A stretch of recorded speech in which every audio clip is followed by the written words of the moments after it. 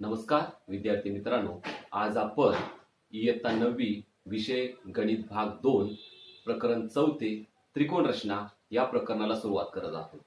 या प्रकरणामध्ये पहिली रचना आहे रचना 1, त्रिकोणाचा पाया, पायालगतचा कोन आणि उरलेल्या दोन बाजूंच्या लांबींची बेरीज दिली असता त्रिकोण काढणे। म्हणजे थोडक्यात या रचनेमध्ये आपल्याला त्रिकोणाचा पाया दिला जाणार, पायाला लागून असणारा एक कोन दिला जाणार आणि त्या त्रिकोणाच्या उरलेल्या दोन बाजू दिल्या जाणार आणि या दिलेल्या माहितीच्या आधारे आपल्याला ही रचना करायची आहे। ही रचना समजण्यासाठी आपण एक उदाहरण अभ्यासूया। उदाहरण बघा काय आहे। त्रिकोण एबीसी असा काढा की ज्यामध्ये BC बरोबर 6.3 सेमी, कोन B बरोबर 75 अंश आणि AB अधिक AC बरोबर 9 सेमी। म्हणजे या उदाहरणामध्ये आपल्याला काय दिलेलं आहे बघा की आपल्याला त्रिकोण ABC काढायचा आहे आणि त्याच्यासाठी BC बरोबर 6.3 सेमी दिले। म्हणजे त्या त्रिकोणाचा, त्रिकोण एबीसीचा हा पाया दिलेला आहे 6.3 सेमी, कोन B बरोबर 75 अंश, तो जो पाया आहे त्याच्या लगतचा कोन दिलेला आहे 75 अंश मापाचा आणि AB अधिक AC बरोबर 9 सेमी। म्हणजे त्या त्रिकोणाच्या उरलेल्या ज्या दोन बाजू आहेत AB आणि AC त्यांची बेरीज दिल्या 9 सेमी। मग एवढ्या माहितीच्या आधारे आपल्याला तो त्रिकोण एबीसी काढायचा आहे। चला मग काढूया। पहिल्यांदा ही रचना करण्यासाठी आपण एक कच्ची आकृती काढूया। पहिल्यांदा एक त्रिकोण काढूया।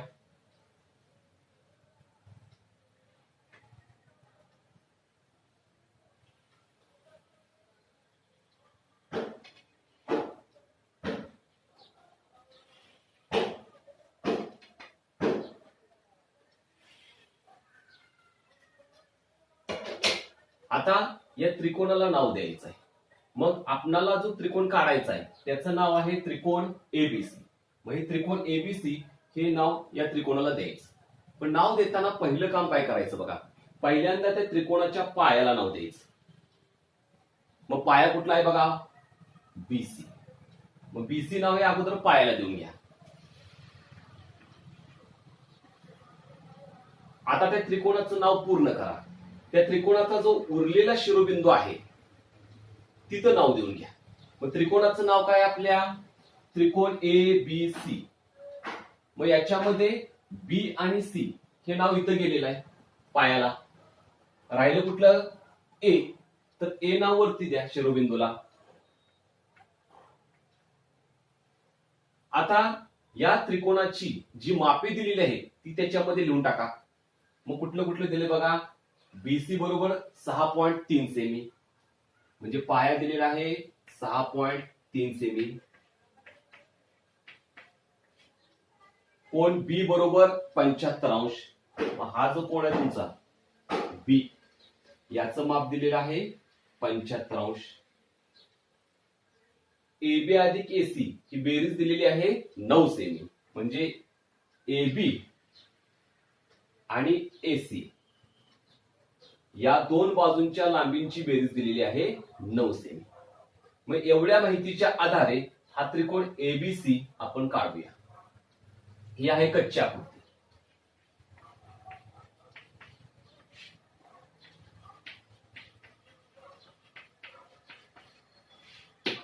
आता या कच्च्या आकृतीच्या माध्यमातून आपण आता पक्की आकृती काढूया। चला पहिल्यांदा आपण पाया काढूया। पाया किती आहे, 6.3 सेमी। मग मोजपट्टीच्या आधारे 6.3 सेमी लांबीचा एक रेषाखंड काढा।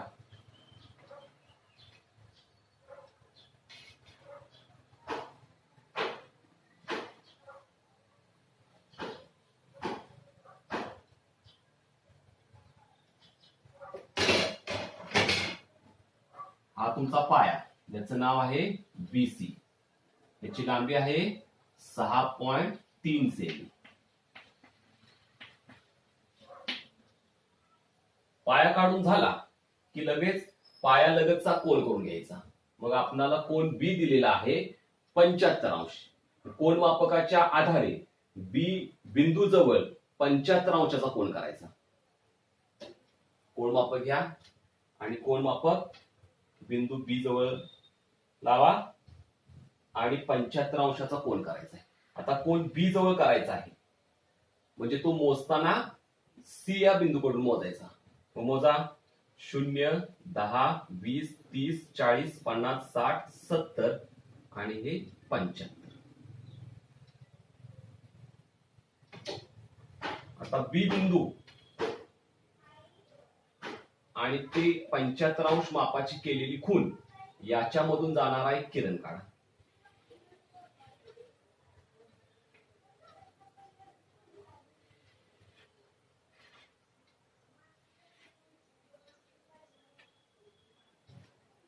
बी हा कोण झाला आपला 75 अंशाचा.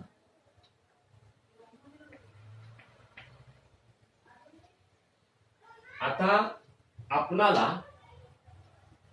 AB आणि AC या दोन बाजूंच्या लांबींची बेरीज दिलेली आहे 9 सेमी. तर कंपास मध्ये 9 सेमी इतका अंतर घ्या मोजपट्टीवरचं.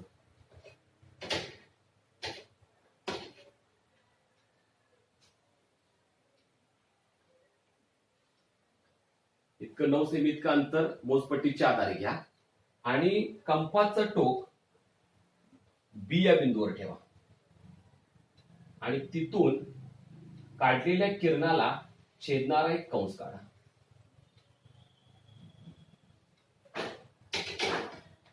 आता तो कंस ज्या ठिकाणी किरणाला छेदतोय तो जो छेदन बिंदू आहे त्याला नाव द्या. मी इथं डी नाव देतो. आता पुढची कृती, हा डी बिंदू आणि हा सी बिंदू हे दोन्ही बिंदू एकमेकाला जोडा.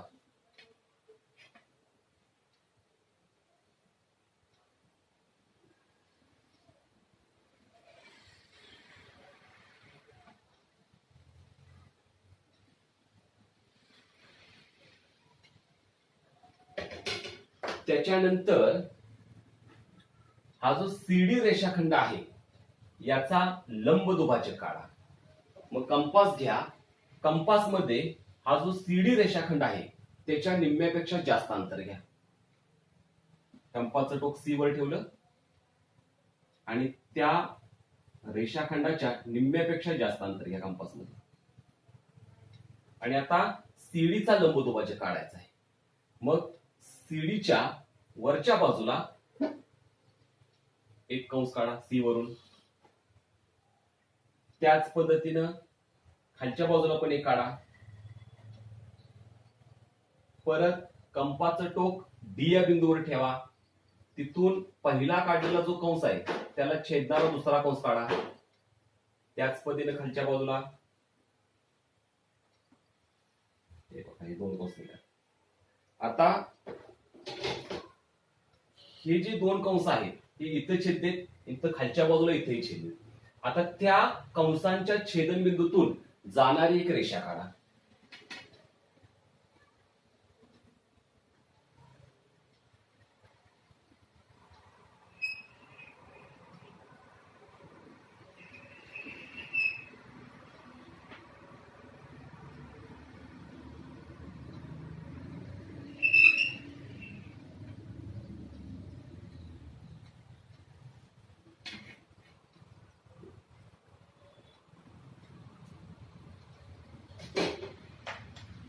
आता ही काढलेली रेषा हा जो आपला किरण बीडी आहे त्याला ज्या बिंदूमध्ये छेदते त्या बिंदूला ए नाव द्या.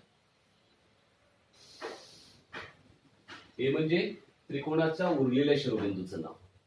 आणि मग आता आपल्याला त्रिकोणाचा ए शिरोबिंदू मिळाला, बी मिळाला, सी मिळाला. तर याच्या आधारे आपण आपला त्रिकोण तयार करूया. आता हा त्रिकोण तयार होण्यासाठी ए बिंदू आणि सी बिंदू एकमेकाला जोडा. आणि या ठिकाणी आपला हा त्रिकोण ए बी सी हा आपल्याला मिळाला की जो आपल्याला उदाहरणामध्ये काढावयास सांगितलेला आहे. तर आता हा जो त्रिकोण एबीसी आहे याच्यामध्ये बघा की हा जो त्रिकोण आहे त्याचा पाया आपण बीसी काढलेला आहे, त्याची लांबी काढलेली आहे 6.3 सेमी. पायालगतचा जो कोण आहे बी तो काढलेला आहे 75 अंशाचा.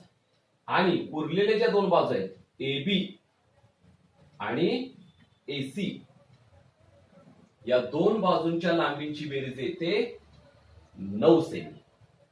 मग आता AB आणि AC ही बेरीज 9 सेमी येते, हे कसं काय? तर बघा आपण काय केलेलं आहे. तर आपण इथं BD हा रेषाखंड काढलेला आहे ज्याची लांबी आहे 9 सेमी.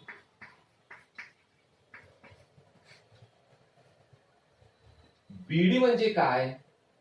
तर AB रेषाखंड आणि AD रेषाखंड या दोन रेषाखंडांची जर तुम्ही बेरीज केली, AB आणि AD यांची बेरीज केली तर तुम्हाला BD हा रेषाखंड मिळतोय.